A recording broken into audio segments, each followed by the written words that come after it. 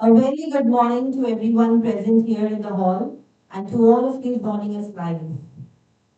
Today, we stand at the threshold of the final session of Bodhisattva, our humble yet heartfelt tribute to the Indian Constitution on its 75th anniversary. This series has been more than just a string of lectures. It has been a journey through the living, breathing soul of constitutionalism. A journey that moved beyond black letter law into questions of identity, justice, dissent, and democracy. And now, as we approach the final chapter, we turn to perhaps the most telling reflection of our constitutional character, amendments. The theme for today's session, 75 years of constitutional amendments, strengthening or diluting the framework, is not just timely but timeless. It invites us to reflect on how, across decades, our parliament has chosen to rewrite the very text that frames our freedoms.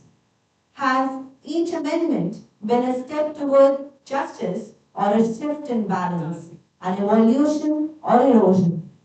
And as we ask this, we cannot help but remember what one who gave shape to this text, Dr. B.R. Ambedkar, the principal architect of our Constitution.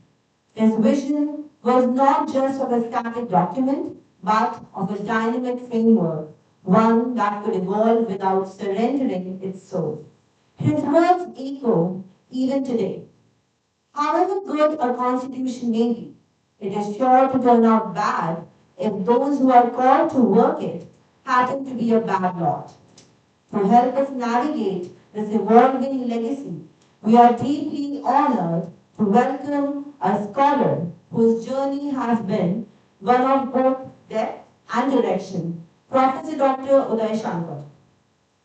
With over 20 years of academic experience, Professor Shankar has not only taught the Constitution, he has lived it through research, teaching, and policy engagement.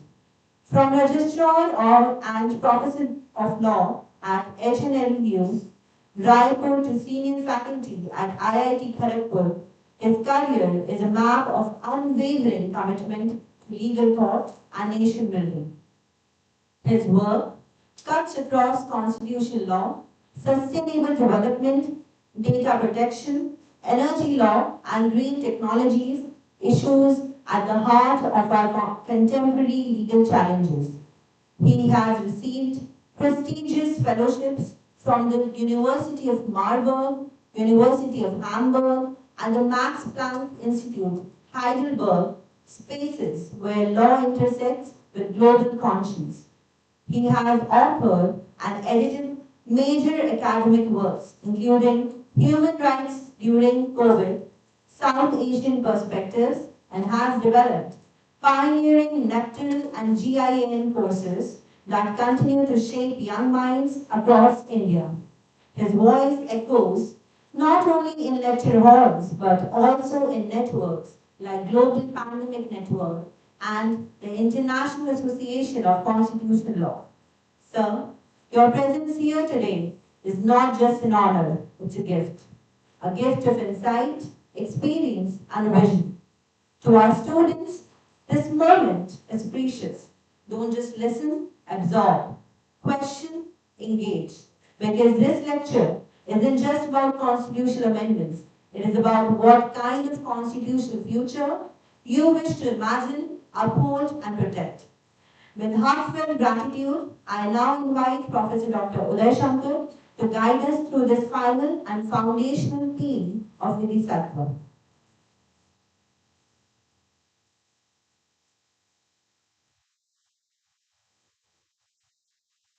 So please kindly unmute yourself.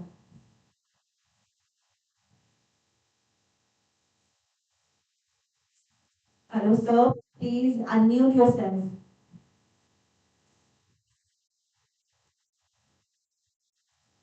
So we are not able to hear you.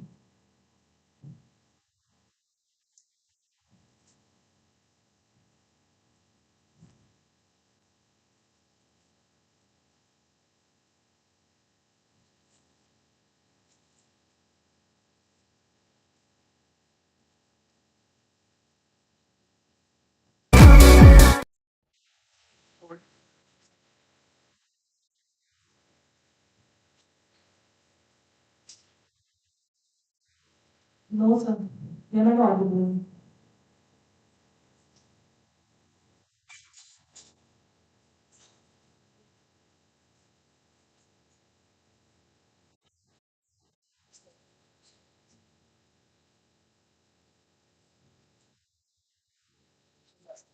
No, sir.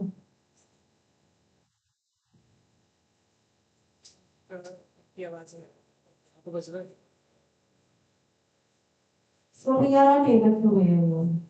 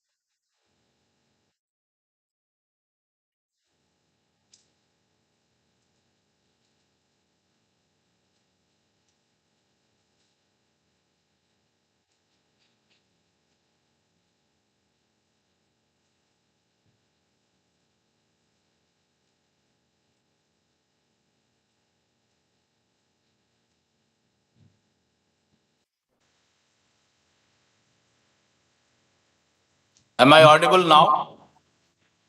Yes, sir. Okay, there's something with video on, it is happening or what? Now we can hear you. So now You you're can hear me audible. and Yes. I'm visible as well. Yes, sir. Okay, good, perfect. So, uh, thank you for your generous introduction and good morning to all of you. Indeed, a matter of great privilege and honor for me to be part of this celebration which Graphic Hill University has organized to commemorate the contribution of architect of the Indian Constitution. We truly inspire from his work, and more we read our Constitution, more we get an idea that what kind of visionary approach has gone in drafting the Indian Constitution and how it is thriving and striving and emerging stronger in last 7 decades, how it is perfectly governing ourself and how it is fulfilling our aspirations. So, in last 7 decades, uh, we have been getting benefited and blessed with many of its, nuanced provisions, which are getting translated into governance by governments, even with the governments of different political ideology. What I'll do is that in next 40-45 minutes, I will highlight on those aspects of the constitution which to me would have been looked at it otherwise. Uh, what we could have done more, because I believe 75 years of celebration should also be looked at as an occasion to introspect.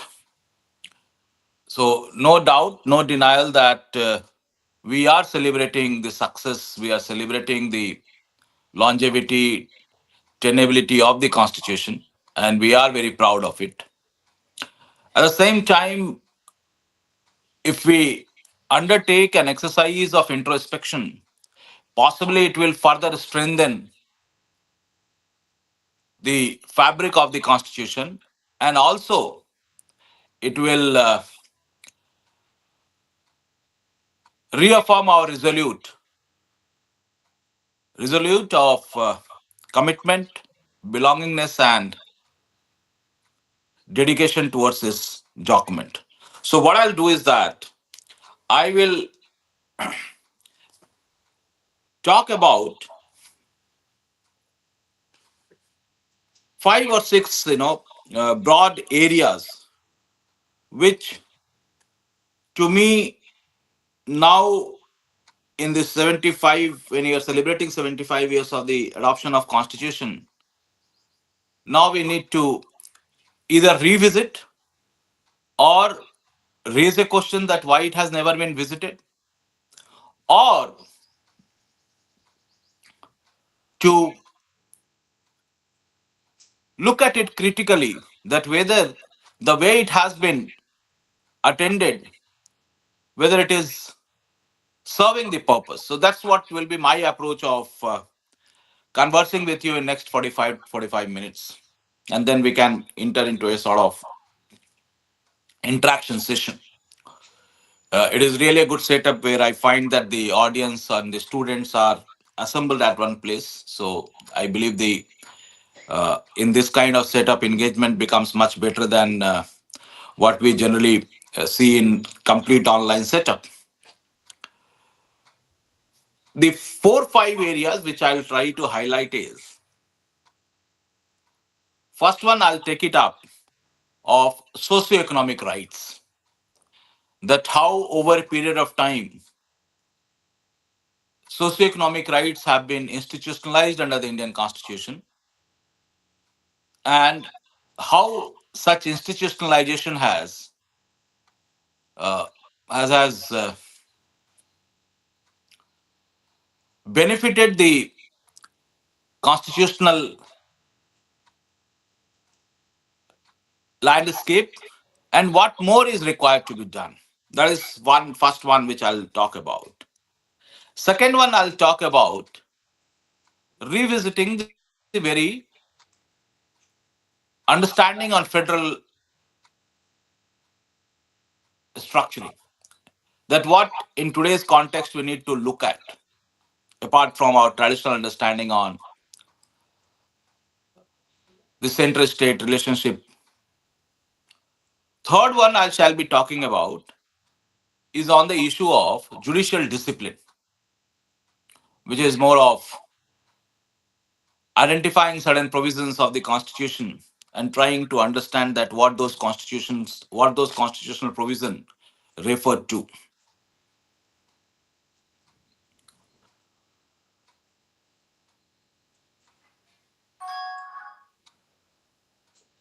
And then I'll be talking about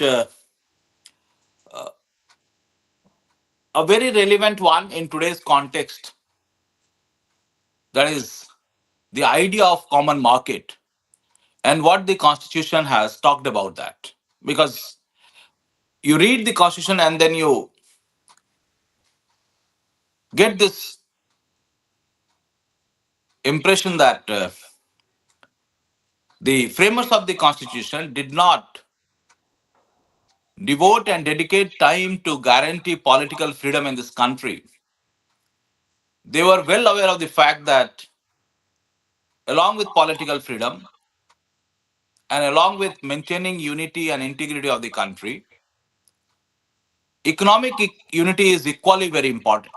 And therefore, we need to take advantage of our demographic dividend and create a sort of integrated market in India. So I'll also highlight on that.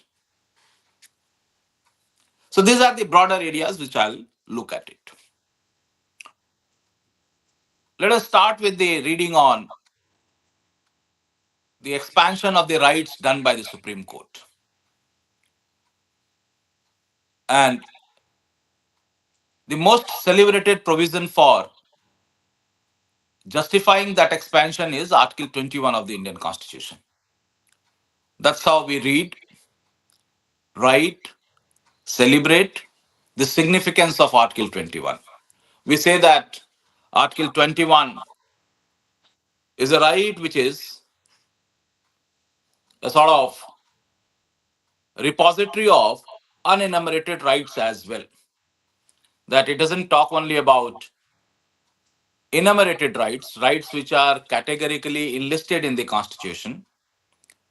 It also encompasses unenumerated rights which are not specifically given in the Constitution. Now, on this subject matter, you'd find a very clear distinction between the Indian structuring of the Part 3 or fundamental rights and the US Constitution, which is considered to be the first document incorporating the rights and which has influenced the constitution making in the modern world, including the Indian Constitution. In the Indian Constitution, if you look at language of Article 13, language of Article 13 says that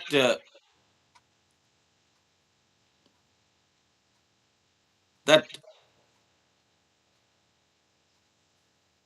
state shall not make a law which will be violative of any of the rights given under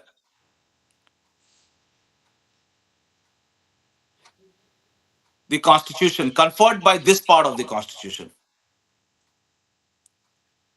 Now, I'll be a little critical of this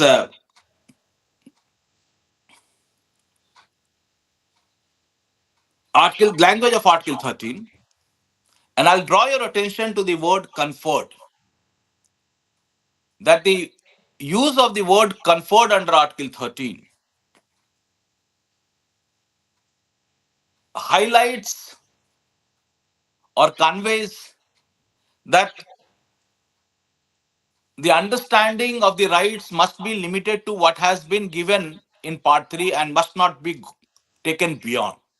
Because it uses the word conferred by this part. I mean, if students are there and if students can also look at it in Google it to read and understand the exact language of Article 13, you'd find that conferred word is used there.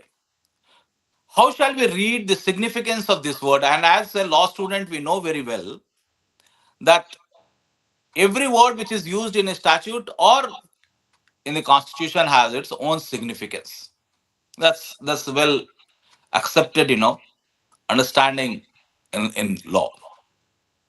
Now, does this word conferred limits the role of the judiciary in terms of expanding the scope and ambit of rights?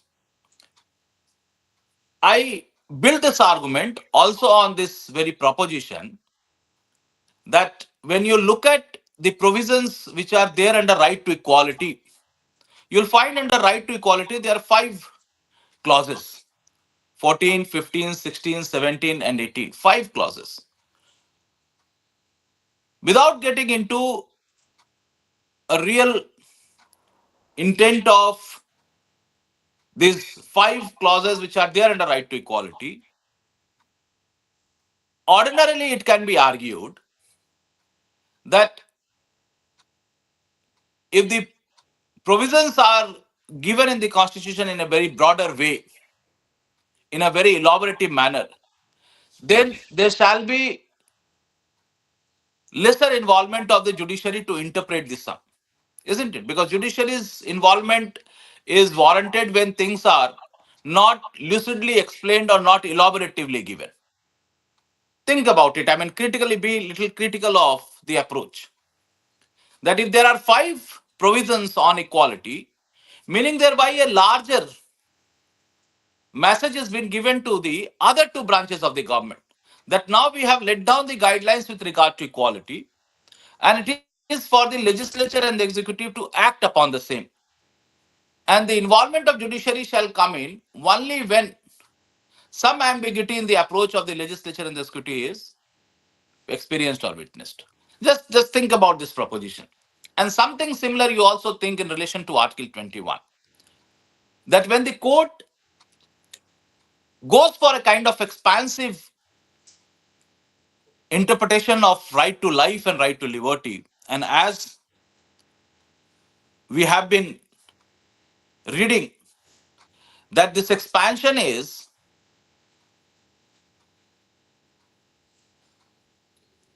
bringing this expansion is bringing all sort of rights within the ambit of Article 21.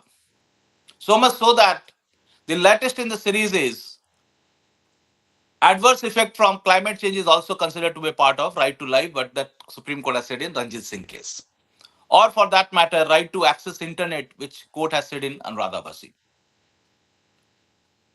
Now, when you look at this expansion, an obvious question comes to our mind that what is the enforcement mechanism suggested for these newly incorporated rights?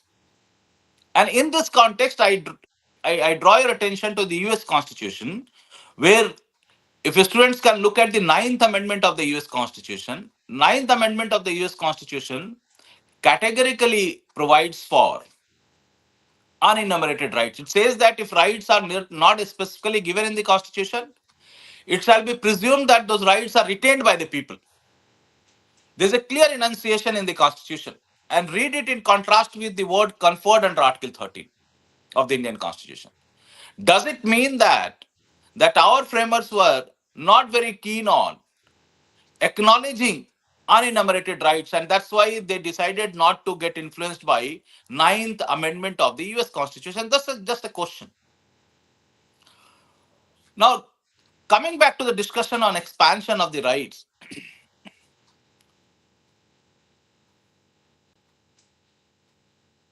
how do we really look at this expansion?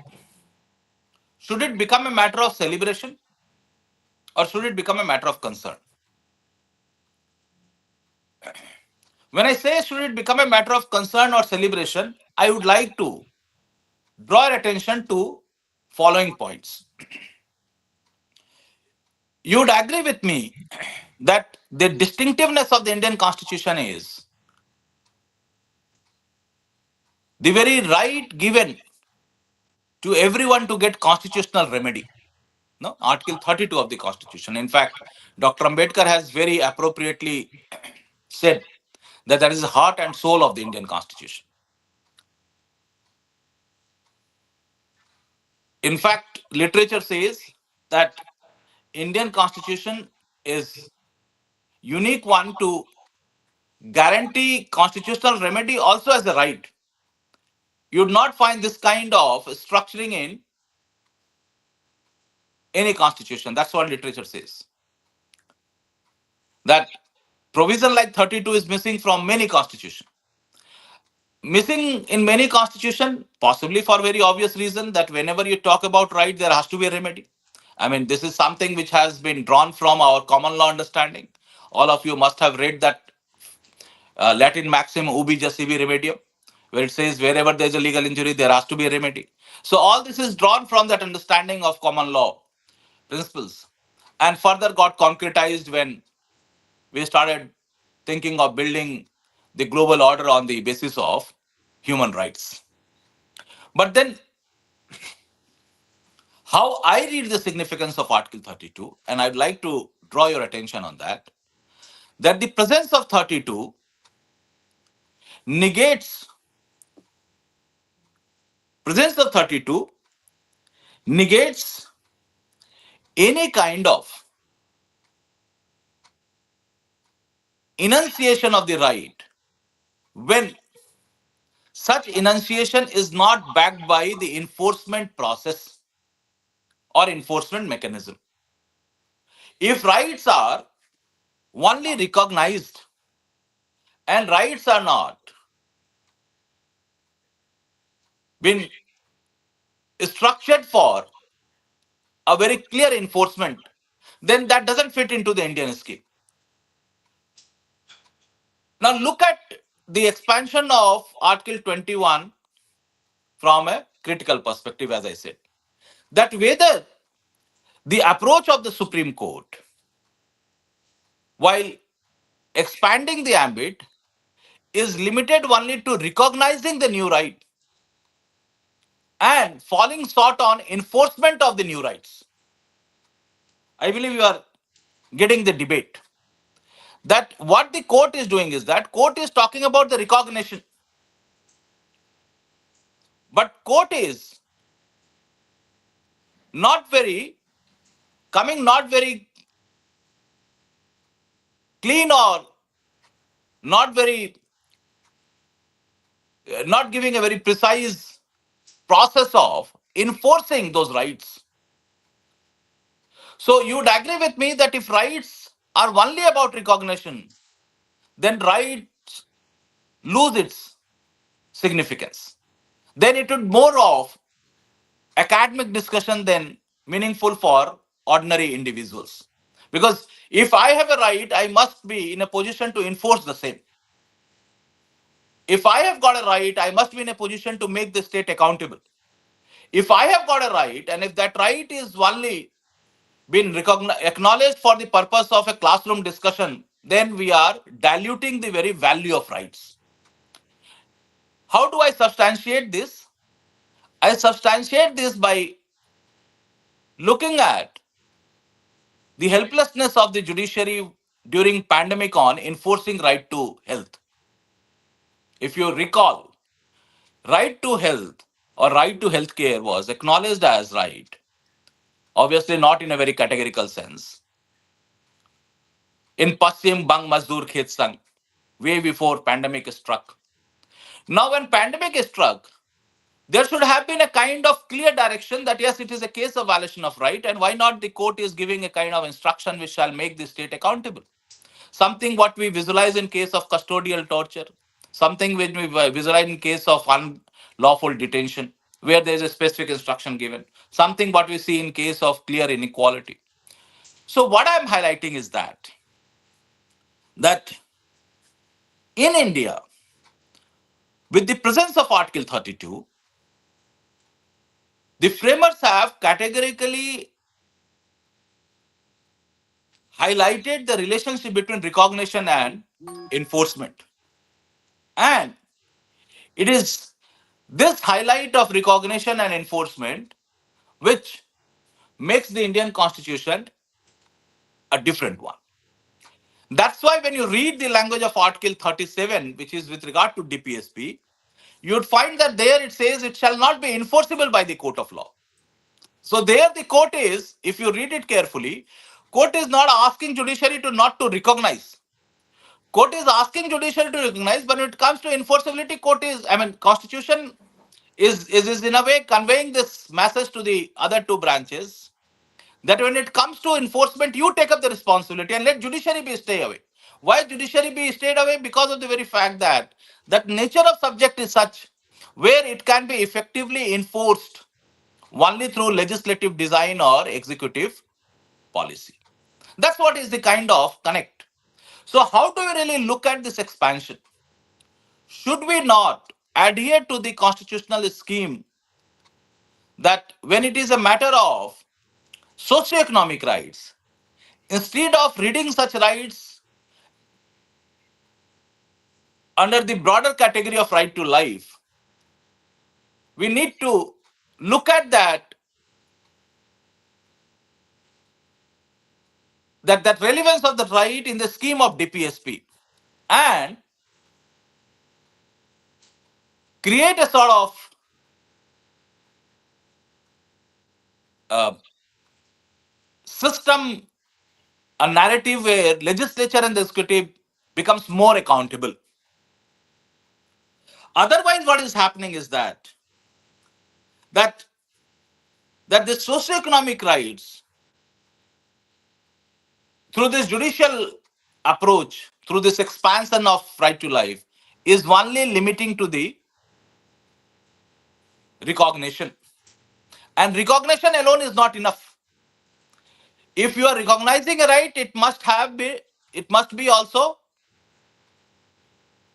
enforced. Otherwise, that will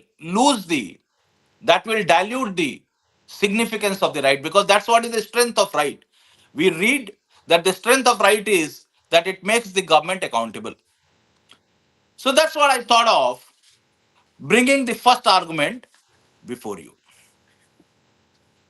That do we really need to revisit this very approach of the court, where the court has been court has been expanding the ambit of our fundamental rights, and in such expansion where the significance of the rights is getting diluted.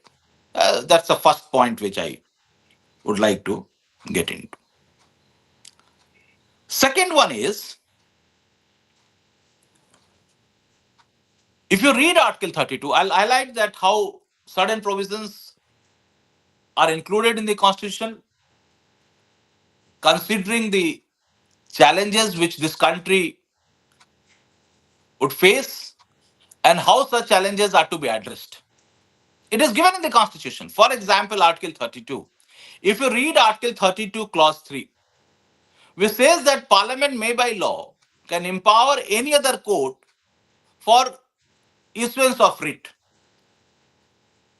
Now, the way the violation takes place in this country, the way judicial process becomes lengthier, it is very difficult to justify that why 32 clause 3 has not been given effect till date. Why Parliament has not made a law and not conferred this power upon any other court. Because we know very well that the power given to the Supreme Court under 32 is very significant one, very powerful one. Something which is taking the enforcement of right closer to the people. No? And what 32.3 says? Parliament to enact laws allowing other courts to exercise the powers of Supreme Court within their respective jurisdiction. Now, the writ issuing power of the Supreme Court, I believe, at least on the basis of experimentation, should have been done in last 7 decades. Considering the very fact that there is huge pendency, 80,000 plus cases are there before the Supreme Court. Supreme Court needs to also ease in the burden. And more so, the matter of enforcement of right is such a high priority than that other courts can very well be empowered. So the obvious question comes that why 32.3 has not been invoked?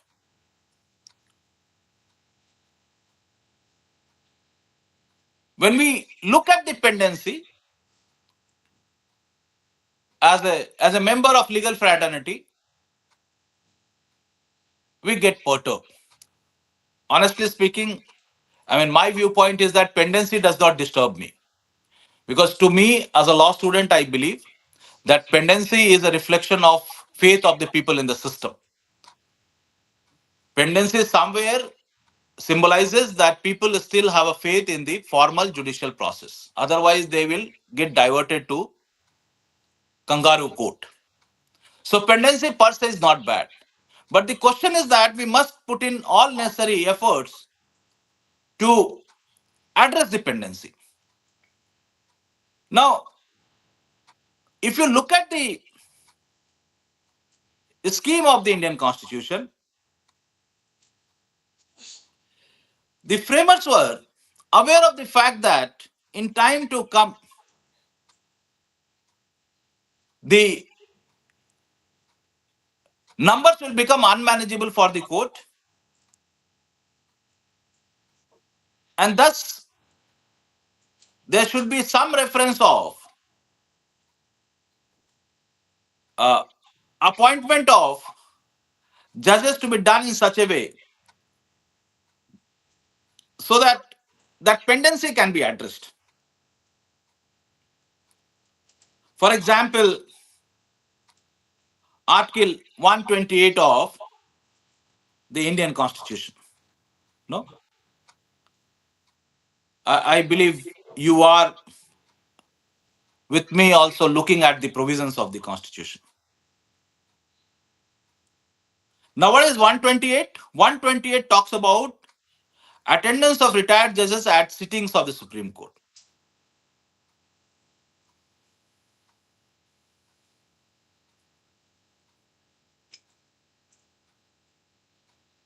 There is a provision made in the Constitution of taking services of retired judges.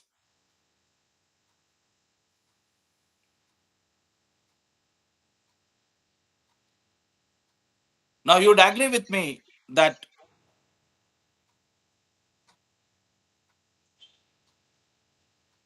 taking services of retired judges can very well be for tackling the issue of pendency.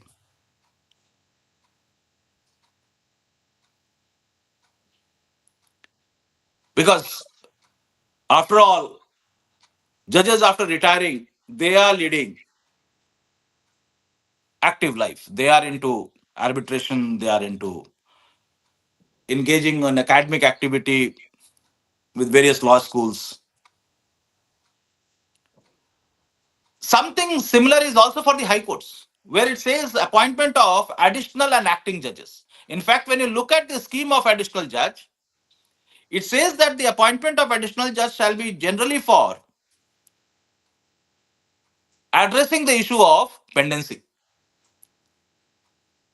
When areas are becoming unmanageable, then it is suggested to go for appointment of additional judges. It is a different debate altogether and not a brief for today's class or today's session. That why then we follow this route of appointing additional judges and later on we confirm them. When you look at the language of Article 224, you would find that the additional judges are to be appointed when there is an issue of pendency, when there are areas before the court and that areas need to be addressed. So you have the provision in the court, in the constitution, which talks about retired judges, which talks about additional judges, which talks about acting judges. And all these provisions, if you read it carefully, you would find is provided, all these provisions are provided for somehow streamlining the functioning of the court and addressing the issue of pendency. Now, if pendency is becoming a big concern, very difficult to understand that why the same has not been invoked till date. In the High Court, literature says that it has been invoked 3 times. But I believe when the Constitution gives a scheme, it must have been there with a very defined kind of agenda and to be given effect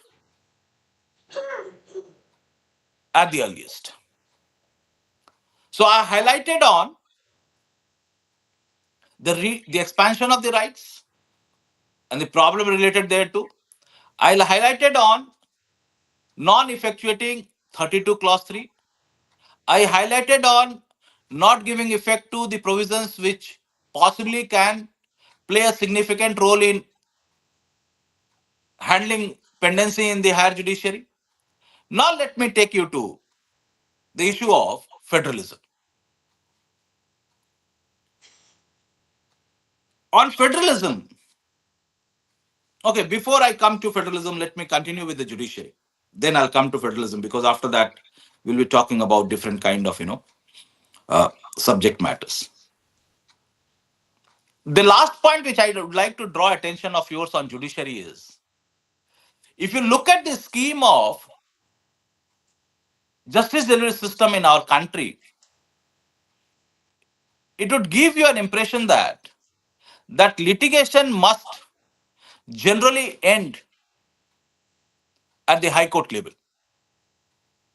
And that's why you have a provision of obtaining certification for approaching the Supreme Court in an appeal. So, ordinarily, the constitutional scheme is to close the litigation at the High Court level. Now, somehow the Supreme Court has exercised its special leave power in such a way that Supreme Court has become a sort of ordinary appellate court for every matter. And I need not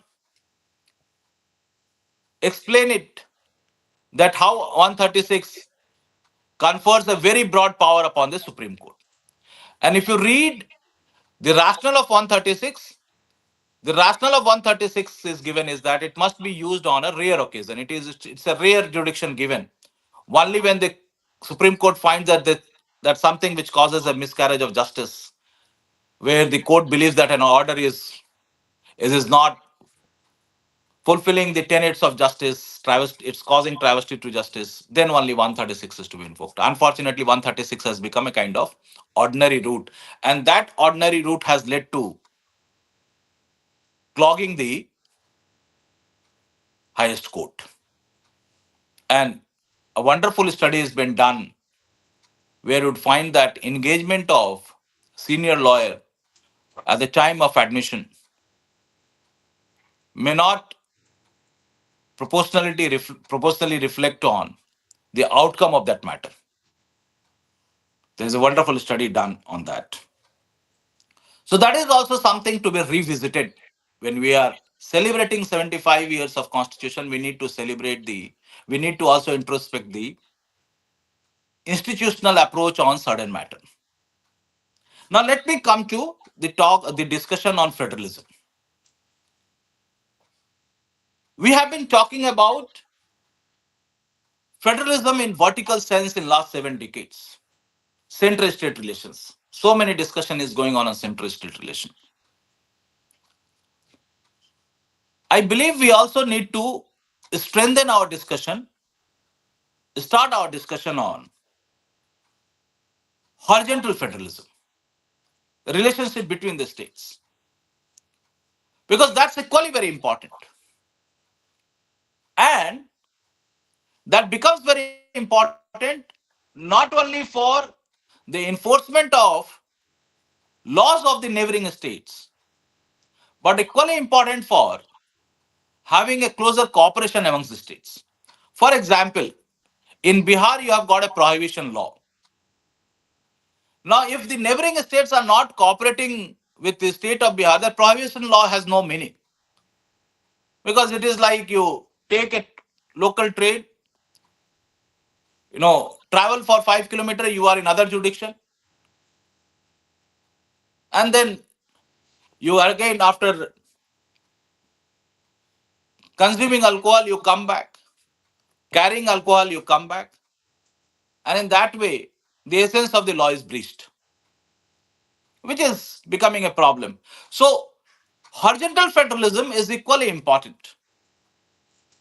And in that regard, I strongly believe that an institution has not been allowed to operate to its fullest potential in last 7 decades is Interstate Council, which is a constitutional body.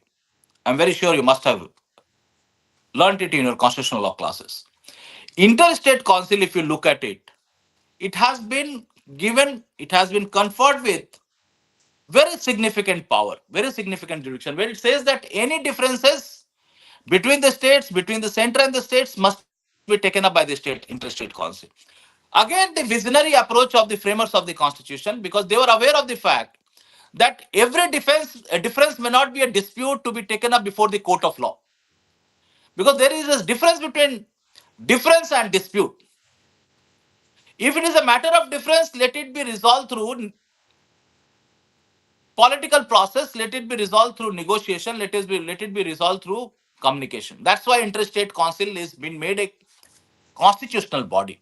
Interstate council has been given a constitutional status for a very defined reason. Interstate council came into effect only in 9.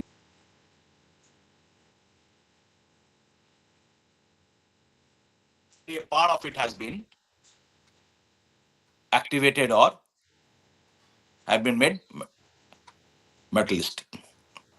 So horizontal federalism is equally important area to be looked at.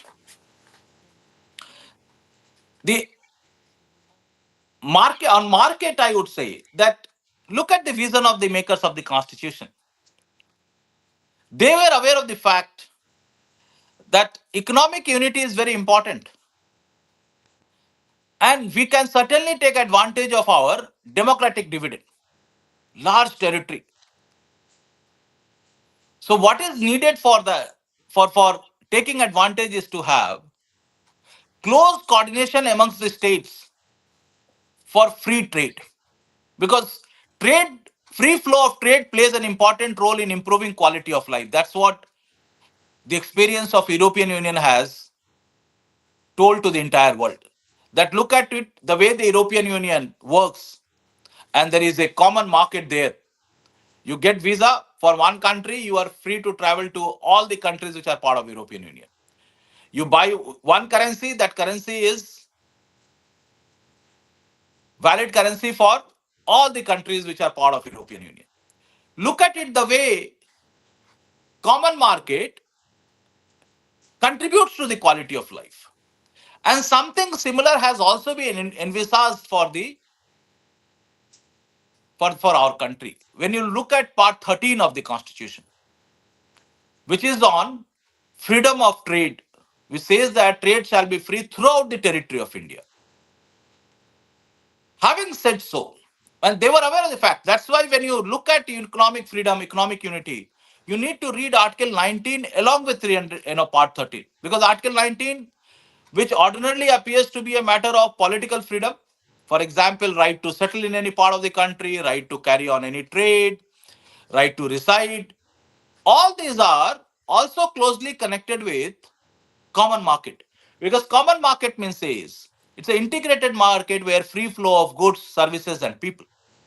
And currency is not a concern, because anyway we have just one currency. Now, achieving common market is easier to say but difficult to materialize. Why? Because complications are there. One state may have strength on one manufacturing segment, other state may have strength on servicing segment, and every state would like to come up with a plan or policy to protect or to promote where strength lies. So achieving common market, achieving integrated market as it has been envisaged in part 13 of the constitution is a Herculean task. It's not that easy. And possibly the framers were aware of the fact that establishing common market is a complicated task. They have provided for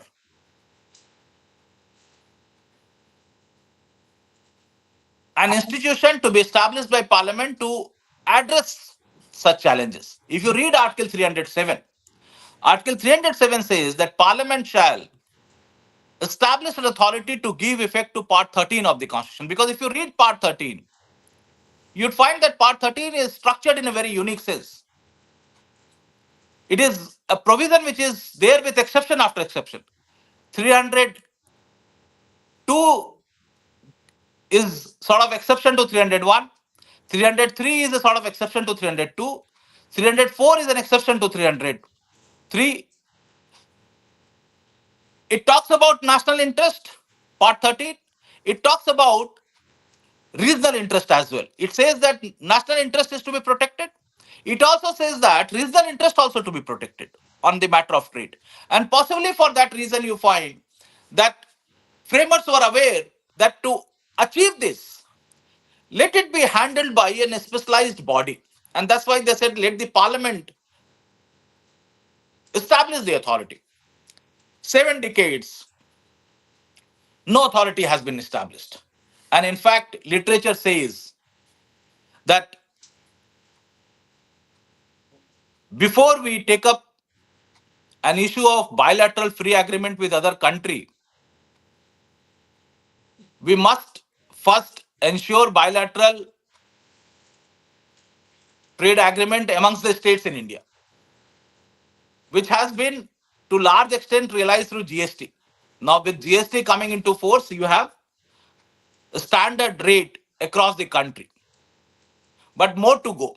I'm very sure when you are traveling from one state to another state, you must have been observing that big lorries queued up at the border for showing the paper and for all kind of formalities. So long way to go. And possibly for that reason, it has been suggested that, and very rightly so, that let it be done by an specialized body. That's why you have this provision of 307. The last one with which I'll conclude, and then we can have a kind of interaction if the students are willing to share their viewpoints or the faculty colleagues are willing to give the insight. Last one I'll say is that we must decentralize governance in such a way so that issues of public amenities must become a responsibility of third tier government. If you look at Schedule 11 and 12, you would find the list which are there, they are so meticulously made that all are closely connected with quality life of individual, sanitation, hospital, drainage. But unfortunately, third tier government has not been empowered the way it should have been. Possibly because of financial resources, constraint of financial resources, possibly because of lack of any third tier cadre, any service. I mean, some of the states you have municipal service, but then you do not have the structure the way it is there for center and the states. Possibly somewhere a kind of apprehension of losing a kind of control if you empower municipality. But then looking at the geography, looking at the need, looking at the very urge of improving quality of life, I think way out is to strengthen urban local bodies in our country. The scheme is well laid down in the constitution. What we need to is just to implement it, just to give effect to it. Now, I'll conclude by saying that in last 75 years or so, when we look at the constitution has very truly realized the goal of representative government, regular election, and acceptance of the electoral result certainly speaks volume about our commitment towards the constitution. And when I say so, with all kind of understanding, it is truly displayed by political parties of all kind of ideologies in India. If you look at the history in last 7 decades, powerful leader lost the election and submitted to the people. Big political parties losing the state election, even though they have a power in the center, they have submitted to the people, they have accepted the result. So we have done very extraordinary on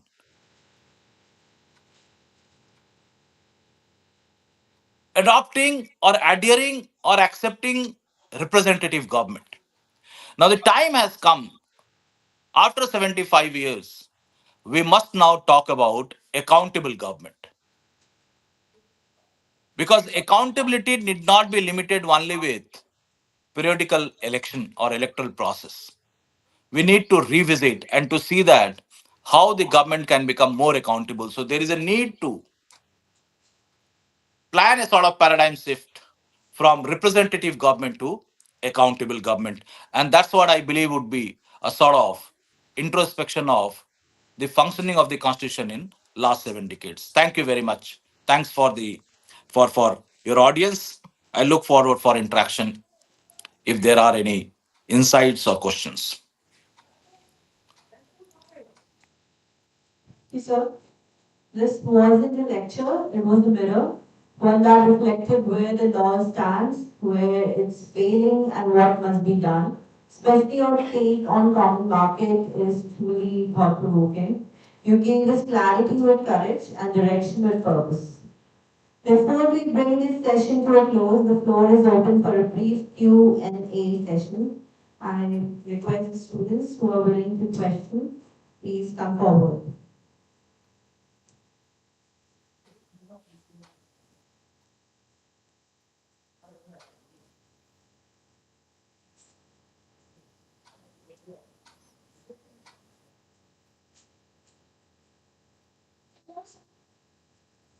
Yes, please.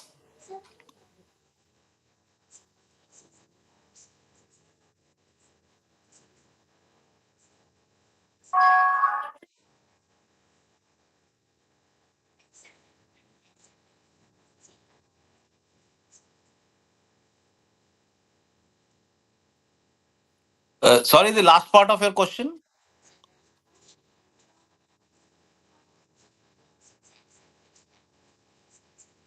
Okay. Uh, how do we draw the line? I think that we should draw the line when access to justice is changing to access to judicial institution. Then that is bad. Dif- we need to develop the understanding on drawing a distinction between access to justice. If I'm approaching the court of law and justice has been ensured, if I can really make a kind of observation that by when I'll get with getting the justice, it's absolutely fine.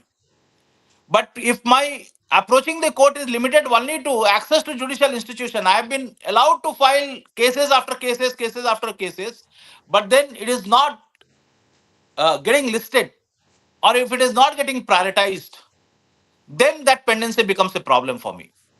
I believe as a law student, we need to, I mean, somewhere you are appreciating this argument of mine. You need not agree. I mean, you are free to disagree with me because that's how law evolves. When I say that pendency does not disturb me, as a law student, I believe that pendency somewhere is a reflection of my trust, my faith, isn't it? But then if that trust is taken for granted, then the problem comes in. That's why I say that in India, unfortunately, we have access to judicial institution. For example, if police fails to file an FIR, there is a provision which says that you go to the court and make the court convinced that you have got a valid case, and court will then instruct the police to file an FIR. Now, the way it happens, I mean, generally the literature says it happens very mechanically. There's no application of mind that whether there's a fit matter to be taken up or not. So that way it is more of accessing judicial institution. That's how the courts have got clogged in this country. So line can be drawn in this way that how are we prioritizing? If property matter is pending for 30 years, it is that pendency is not good because property is as valuable as my liberty. So if I am getting a relief on my property matter after 30 years, possibly it is my next generation which will be getting the benefit of the judgment. So line can be drawn by looking at how the court is building a strategy of addressing the dependency, which the court has been doing it, and I'm very sure you must have read about the literature that how technology is being employed for addressing this. Nowadays, court is employing technology to prioritize the cases. Older cases are to be taken up, on priority basis.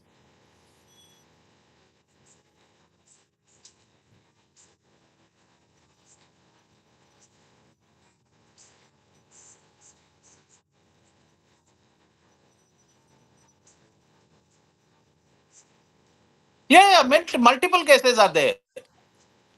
Multiple cases. For example, you look at right. No, you do this research that let's say right to access internet is declared as right, isn't it? But we know that in some part of the country, internet was withdrawn. If it is a right, then there has to be an accountability, isn't it? Or for example, right to healthcare. What happened during pandemic? We were really looking at the kind of charitable approach of the government to realize our right. Right does not have the characteristics of that charity. It must make the state accountable. So there are multiple such rights, which when you analyze it, you find that that has been recognized by the code of law. But then when it comes to enforcement, long way to go. And that is a challenge. I mean, I'll tell you. I mean, again, that's not a brief of today's session, but there is a challenge because judiciary has a challenge on enforcing such rights because such rights involve resources. No, for example, right to housing requires resources. Right to education requires resources.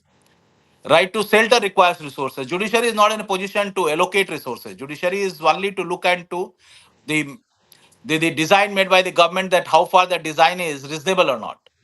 So there are genuine challenges with regard to that.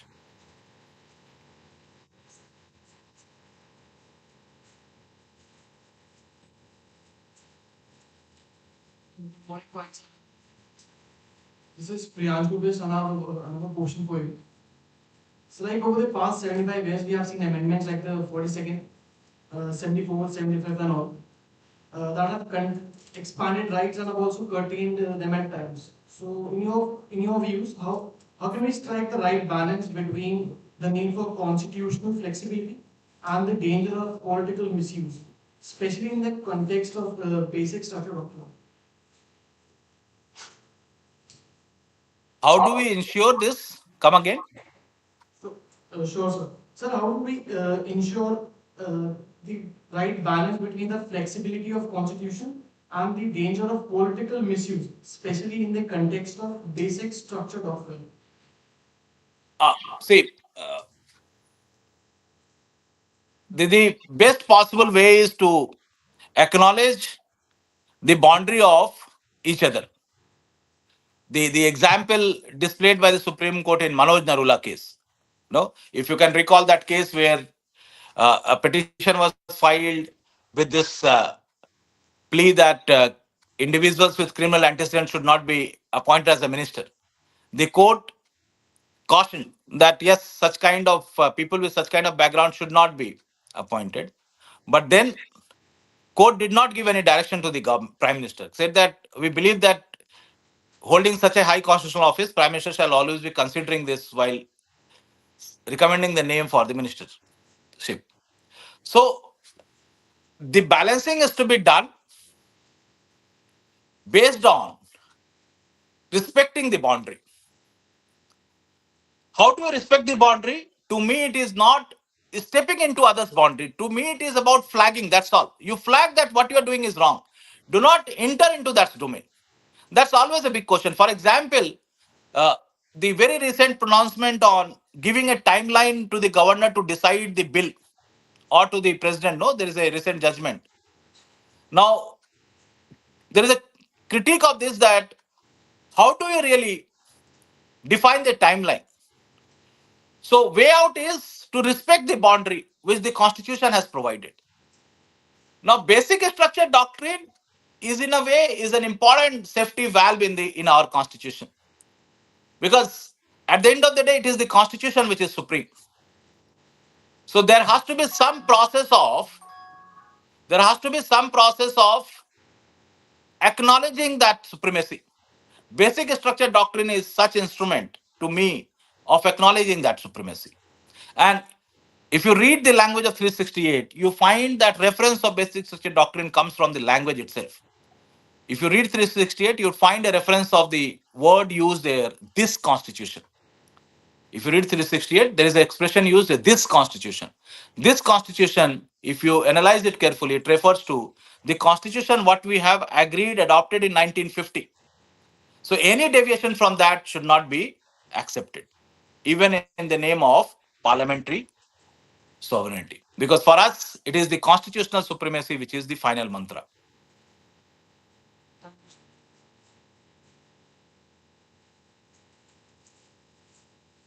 Good morning, sir. I am Hardwar. My question is for you, sir. You talked about political rights, but for me, if politicians without political power are acting so arbitrary, what will happen if the politician gets the rights? What if? What if? Can you come again? What if politicians gets the rights? No, no. Please come again. Sorry. Read in a lesser space. I mean pace. If politicians without political power are acting so arbitrary, what will happen if the politicians gets the rights? What will happen if politicians get that right? I think the way we have performed in last 7 decades, I believe that situation would never come, because as I have highlighted, that we have witnessed political parties accepting the verdict, meaning thereby that there is a kind of unanimity on valuing constitution.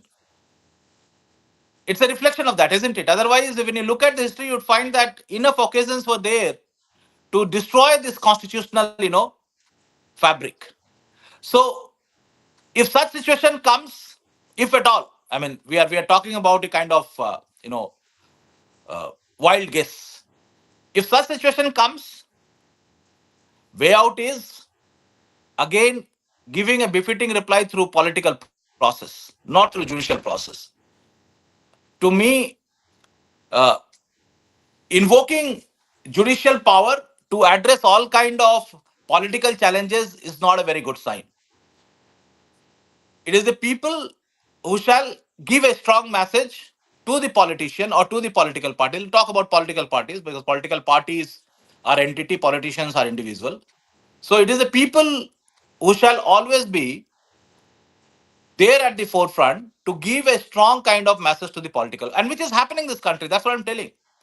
That you look at the very, kind of electoral processes taking place in certain country, you find that the party which believes that it is now in a very kind of solidified position, it is something which is in a kind of very dominating position, is losing the election and still accepting the verdict. Meaning thereby people are well aware that how to really control political parties, isn't it? When you even if when you look at the electoral results of last election or the elections which have taken place in recent times, you can very well see the pattern. So that has to be addressed through political process, and constitution certainly uh, values that. Yes, if I have to draw with the constitution, connect with the constitution, something which puzzles me is that I really don't know why the framers have not thought of constitutionally regulating political parties. If you look at the constitution of Eastern European countries, which came into existence along with our country, good number of constitutions were talking about constitutional regulation of political parties. Unfortunately, in India, though we have accepted parliamentary form of government, but no provision in the constitution regulates political parties except that ninth amendment, no, that anti-defection law, 10th amendment. Except that there's no provision which directly regulates political parties. So that is one, thing which we need to look at, that what made the framers to not to uh, when they decided to have such a bulkiest constitution, they should have also dedicated one chapter on regulation of political parties. We should have talked about internal democracy. We should have talked about accountability of political parties. All this must have featured there.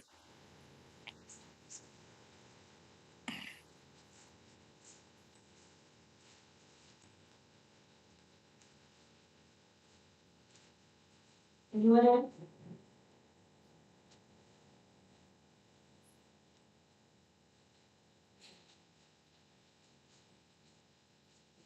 Good morning, sir. Yes, please. My name is Suri and I'm a third year student. Sir, in your speech, you talked about common markets. How is it providing benefit to people? And one of the example is EU. Then why did Britain exit from common markets and all this? That is possibly because of the domestic politics of that country. Uh, See, when you talk about common market, there also a lot of sacrifice has to be done. It is not that it is so easy that everything is always in terms of gaining from it. No, that is also happening in Europe. That is also happening in Europe. For example, uh, Italy is suffering because of the prominent presence of Germany on manufacturing segment. So it is also happening. So sacrifices are also there in common market. No, that's what even in India it is happening with GST. No, some of the states which were strong on industry, they are saying with GST they are losing out on income. No, because GST is the kind of consumer-based tax. So that is happening even in India. It's not happening only in Europe. So Britain, I mean, realized that it is not getting much from being part of European Union. Their uh, pound is getting devalued. They are not getting as much benefit as they should have thought of. That's what a kind of perception which built amongst the people. So that's the reason why they decided to exit. And more of even on cultural front, integration between uh, Britain versus rest has always been a concern.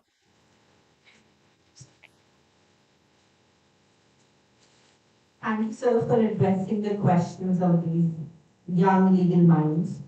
Sir, on the behalf of the School of Law, Rafigera Hill University, and everyone present here, both in person and online, we express our deepest gratitude to you. Your scholarship, dedication to legal education, and invaluable contribution to this discussion have truly enriched us. Thank you for taking the time from your demanding schedule to be with us today.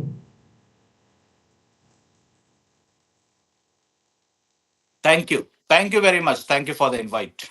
Thank you, sir.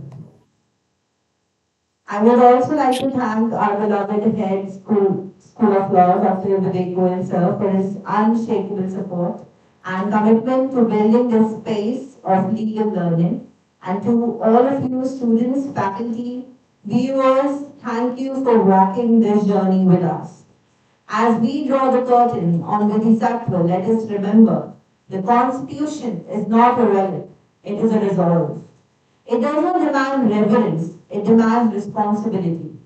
Let this lecture series not end here, but begin anew in your thoughts, your debates, and your dissent. Let it live on in your courage to question, in your strength to uphold rights, and in your ability to imagine a juster tomorrow. Because the Constitution is not just a document, it is a conversation between the past and the future, the ideal and the real, and the conversation must never stop. Thank you for being part of Bodhisattva. May it echo in your voice, your choices, your conscience. Jai Hind. Thank you very much. I log out. Thank you very much.